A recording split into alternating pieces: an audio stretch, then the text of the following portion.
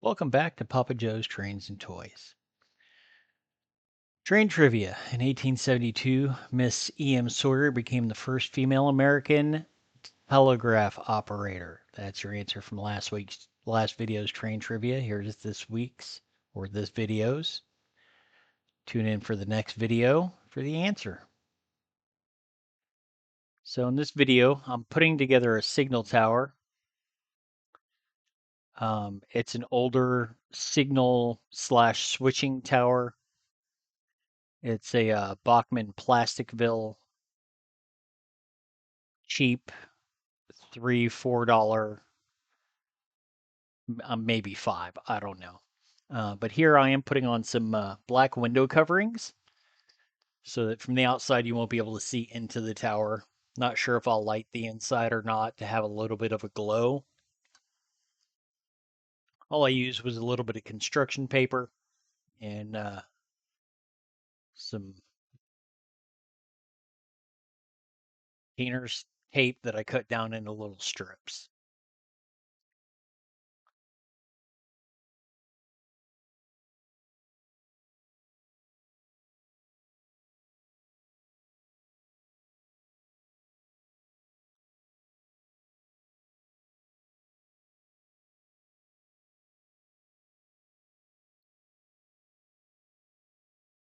Sometimes it's a little hard to get those on there because there's not a lot of extra room for the tape to fit around the windows to keep the construction paper in place. So it can be a little bit of a task sometimes, but not too bad.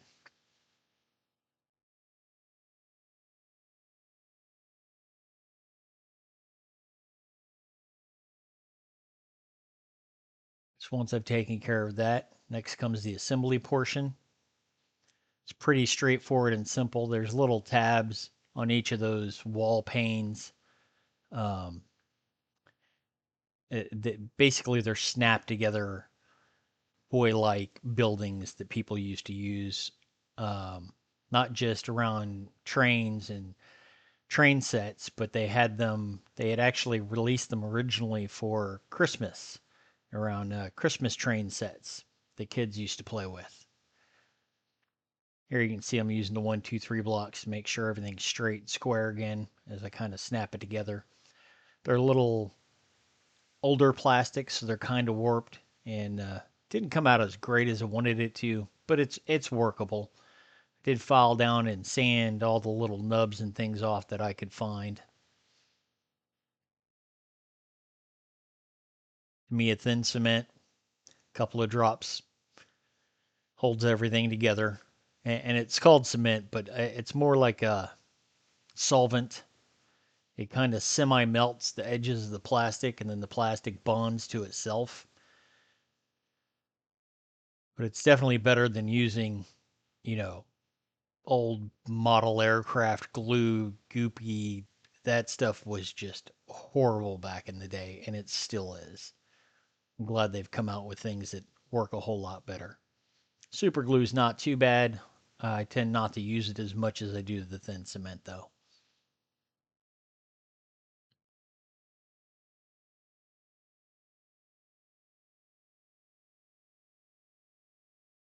And of course, as always, wearing my magnifying glasses with light helps me see better.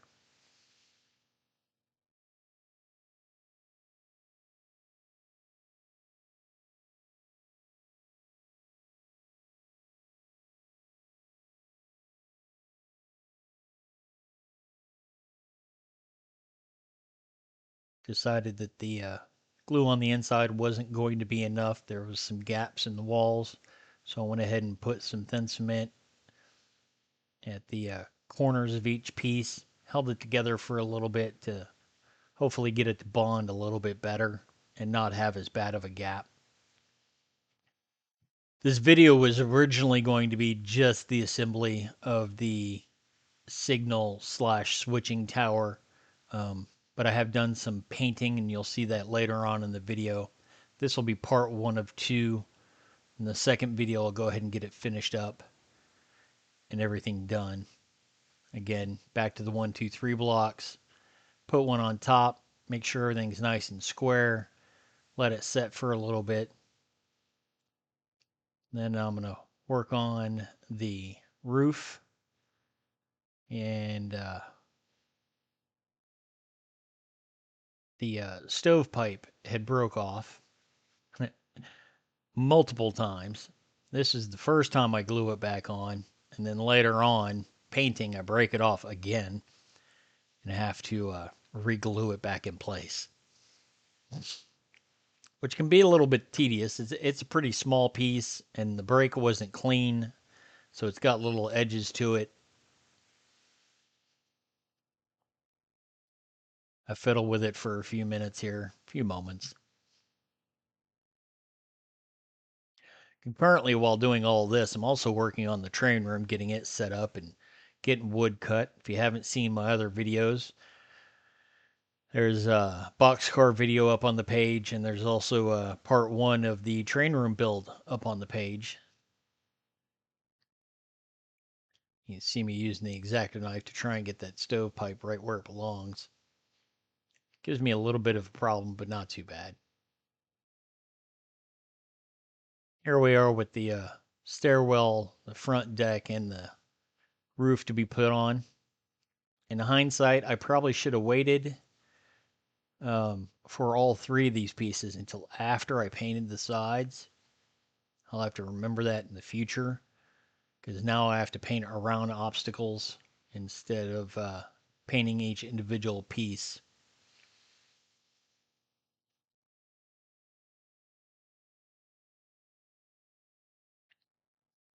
It's pretty straightforward.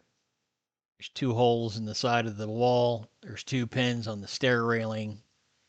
Drop a thin cement in each hole, press it into place, make sure it's straight.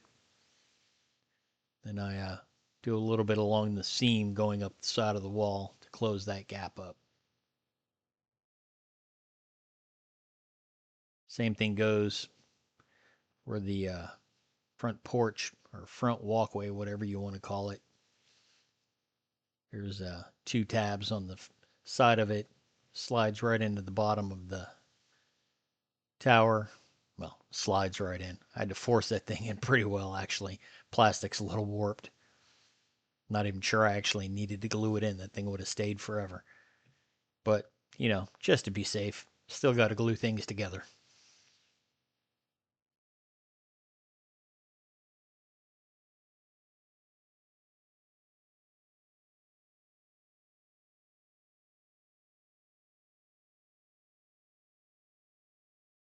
Hopefully, in the near future, I'll be doing some more small buildings. And as I work along, you'll learn, I'll get better. Hopefully, you will as well.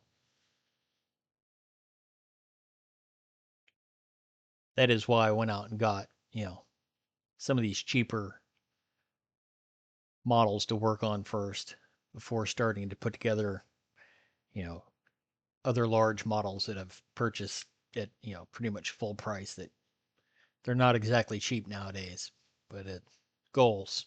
Things you want on your layout, you'll spend a little extra money for, or you'll figure out how to possibly kit bash it from leftover scraps or styrene or different types of wood. I've seen a lot of modelers build things from scratch, and still very impressed with that. I'm not up to that quality yet. Here we are with our finished product, all put together, all glued together. Welcome to Papa Joe's Trains and Toys. Today I'm going to be painting and possibly weathering a older Bachmann Plasticville signal tower. I got this pretty cheap. I think it was like $3 or $4. I believe it was in a secondhand store. I don't exactly remember where. I don't care for the colors, so I'm going to go ahead and get the roof painted black. We're going to dirty it up some. I'm going to lighten up the wood, do the window trim and the door trims different colors. Haven't exactly decided. As you can see, I've got quite a few out. These are actually airbrush colors. I've got some black out here, some gray, some rust, some flat brown, some air buff, some olive, some lemon yellow, and I do have a couple of washes out here. I believe this one, let me shake it up a little bit here, is a darker brown, and then I do have a black as well. One of the things I really didn't like about this model is the color scheme. The chimney should never have been brown. It should be a black. I tend to mix my own colors until I decide I like what I see. I do have some other dishes and pipettes and things here as well if I need more places to mix in. If you want things to dry a little bit fast, I do use isopropyl alcohol. You can also mix the acrylic with just plain water, or I use, to me, a color thinner for acrylics. Nothing here is sponsored. I'm not sponsored by anybody, so any of the products you see, this is just what I happen to be using. If I don't care for what I'm doing, I can easily clean it off and start over. Like I said, this channel is for beginners by a beginner. So watch and learn with me. I think the first step that I'm going to do is I want to lighten up this wood color. It's supposed to be wood cladding with some darker or even lighter accent trims. So we're going to go with this, some of this brown. No, I'm not going to do the rest. And probably a little bit of black together. Go ahead and get these mixed up. I do not have a mixer for the bottles themselves, but when I am mixing in glass jars like this, I have a couple of colors and washes done, and have done them that way before. I got this on Amazon. It's a Badger airbrush company. And it just, you put it in, you turn it on, spin it, it mixes up your paint, and then I dip it in some alcohol, turn it on again, and it washes it right back off again. So it's very convenient. So let's see what color we decide to make today. I have a little color wheel around here somewhere that tells me what color theory is. I really don't know. Like I said, beginner gets beginner. So we're going to probably do, I don't know, a few drops of the dark brown here. That's not the right cap. That's the right cap. And if I end up making it too dark, I do have, you know, some white and some buff and some yellow, and we can figure out what colors we decide we'll want to make today. I will warn you ahead of time, this video will probably be a little bit longer than it should be, because again, new. Let me find my mixer here, if I can find one. There we go. These little scoop mixers, they work pretty well with those metal plates. Or you can just take your brush and dip it in and swirl it around until you get the desired color that you want. I can tell you right now, I've already added way too much black apparently. But that's okay. It looks like a very, very dark brown. So we're gonna lighten that up a little bit with some medium gray and probably a little bit more brown until I get the desired color that I would like. I'm gonna go with that there. A little extra brown. I apologize if you hear my dog in the background. He's roaming around here somewhere. Big old house hippo, part pity. You'll see Grady from time to time walking around the house, walking around behind me. Wow, that really turned into a gray, didn't it? Kind of grayish brown though. Kind of almost like that color for the wood clapboards, since it's supposed to be an older signal tower anyway. Let's grab a little thinner out here. I think that's a bit for my mixer here. I'm going to add a little, let's throw some rust in there and see what happens. That's more of a gray brown than a brown brown.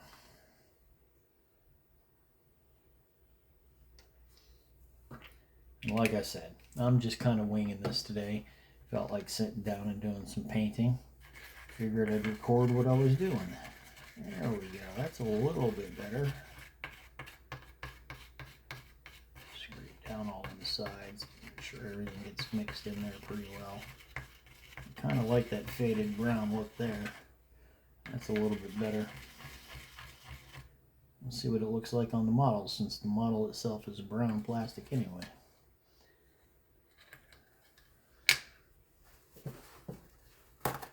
One big tip, always keep paper towels handy.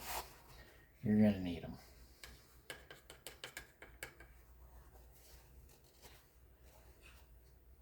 I try not to let my paint dry on different things. Sorry about the shaky camera there. It's a little close today. I'm still, like I said, new to this.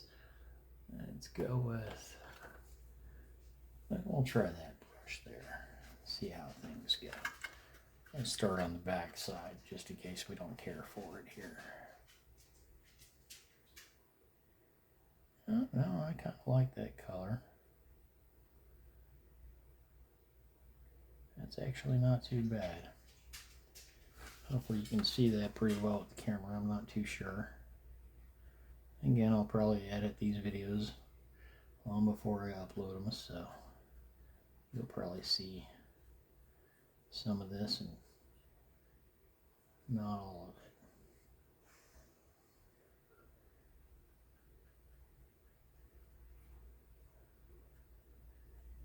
Alright, yeah, I think I do like that color quite a bit actually.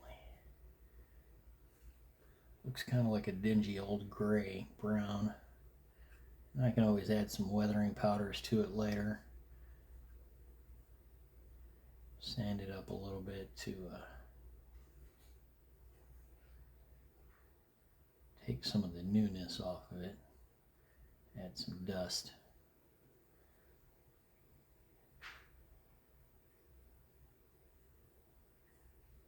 I do believe a big part of the modeling is just to relax and do what you want to do. It is a hobby, and the point of hobbies is to forget about our everyday things that stress us out. Let us kind of go into a different world for a little while.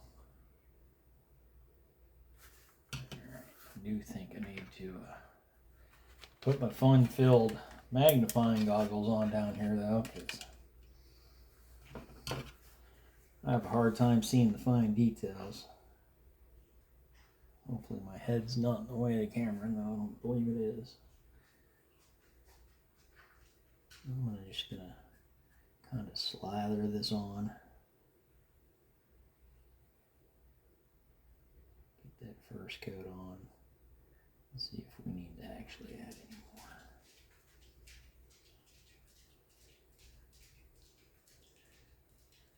If you think you got a little bit too much on your brush, you can always reach over and wipe it off on that handy paper towel that you should have waiting out.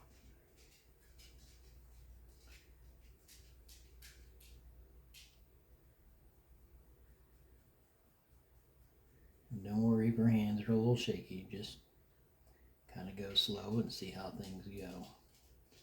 You can always use a smaller brush around the edges if that'll help you out any. I do have some finer brushes that I finally picked up the other day.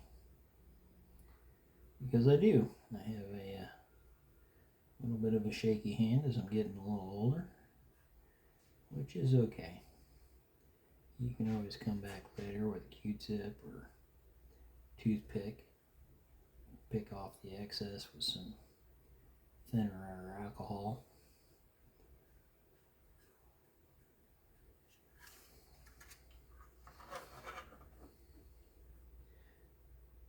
Just because the building's facing one way don't mean you can't turn it and paint the other direction. You kind of want to go with the grain though, because that'll look a little bit more lifelike. No different than you would paint an actual house.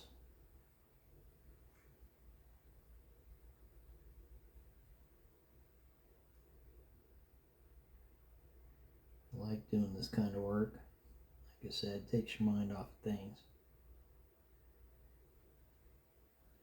I'm still learning.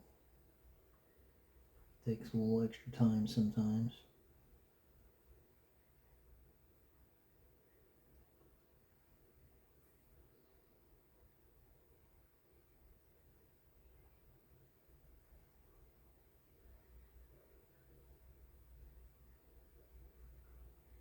I did look up some pictures, and this particular signal tower had a tar roof up top here with some wood holding it down. So I'm definitely going to end up painting that black. I don't know what kind of wood I'm going to use up there though. Probably not the same color. Give it a little different accent here and there.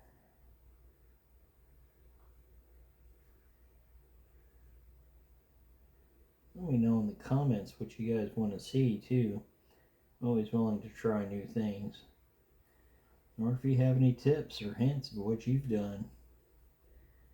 Something I might be doing a little bit differently than something you think might be easier. Give me a helping hand.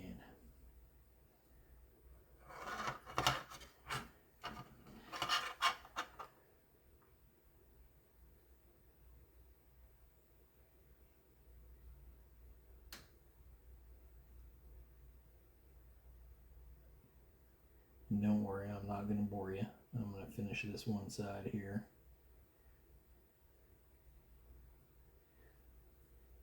Got something on there. And then I'm going to finish up this brown. When I come back, we'll be doing a different color in a different area. Just wanted to show you that it doesn't really take all that long. Sometimes you may need a second coat depending on the type of paint you're using. I went way over on the trim there. Just take your finger and wipe it right off and go back. It is acrylic, water-based paint.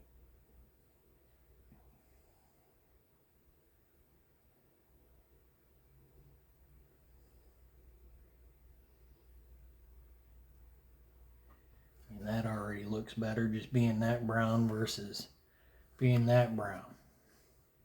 So I want to come back. We'll probably be doing the side trim or maybe the roof. I'll probably do a second coat on this while I'm gone. And I'll see y'all again in a bit.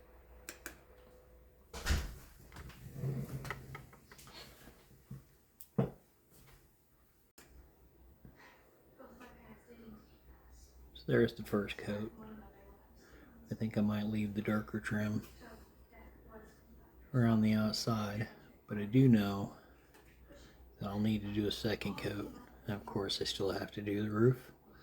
And because I am a beginner, if you notice, I broke off the stovepipe, which is now down here. After I get done painting the roof, I'll go ahead and get that glued back on, and then I'll get the stovepipe glued back on as well. Give that a few minutes to dry, and I'll continue working, and then I'll be back. Okay, so here we are. Second coat of paint's done. If you can tell, it's a little bit overdone. I did that on purpose. Back when these buildings were in use a lot, just like other not great services or things, when they went to repaint buildings, it went to the cheapest bidder that was used, trained personnel, and they didn't scrape the paint off. They just painted right over the top of it. You can tell just by looking at some of our older buildings that are around town, where you live, where I live, that's just how things were done back in the past. They didn't take time to make things look pretty when they didn't need to. And if we're trying to model, or at least looking like we're trying to model something in real life, then maybe we should actually make it look like real life. So I should have probably painted, and I will paint the deck in front. It is also wood. And I'm probably going to paint it that same color brown.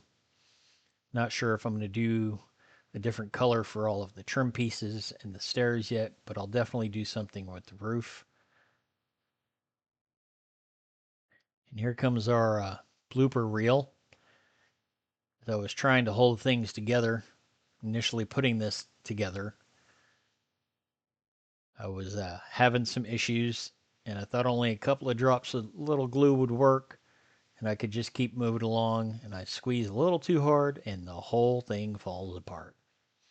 Like I said, beginner,